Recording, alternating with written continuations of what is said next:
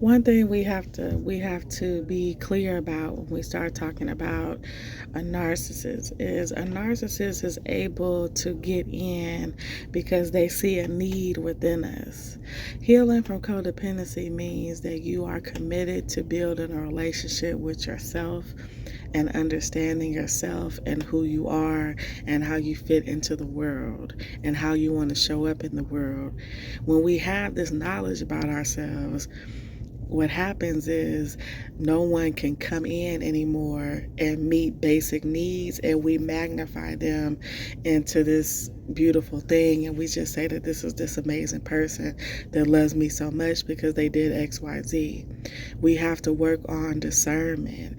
Does this person meet your needs? If so, what needs? In what ways do they connect with who you are?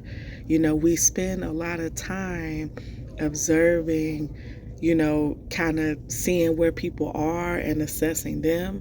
We don't spend enough time assessing how we feel when we're with the person.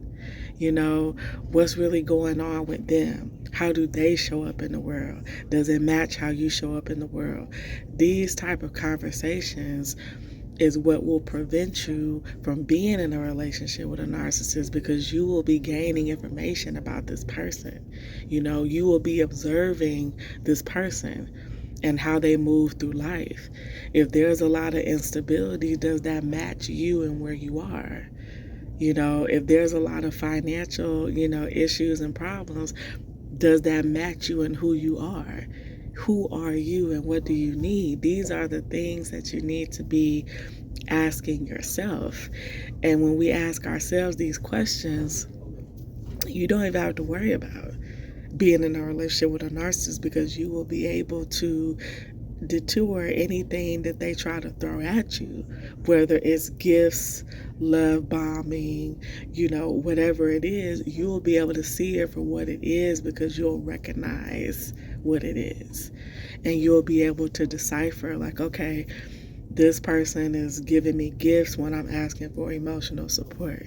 This person is offering me, sex when I'm asking for intimacy and connection and just to feel seen and heard.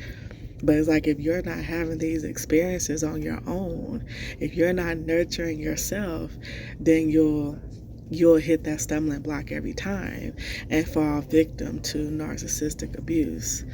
We spend a lot of time doing busy work when we heal, but true healing is you exploring the relationship between yourself. Who am I outside of the roles that I have? Who hurt me? Who caused me to question things about myself initially? What is my trauma? How do I want to go about, nurturing and caring for myself? I've given you a lot of work in this video. So after you do all this work, honey, that's when you start dating.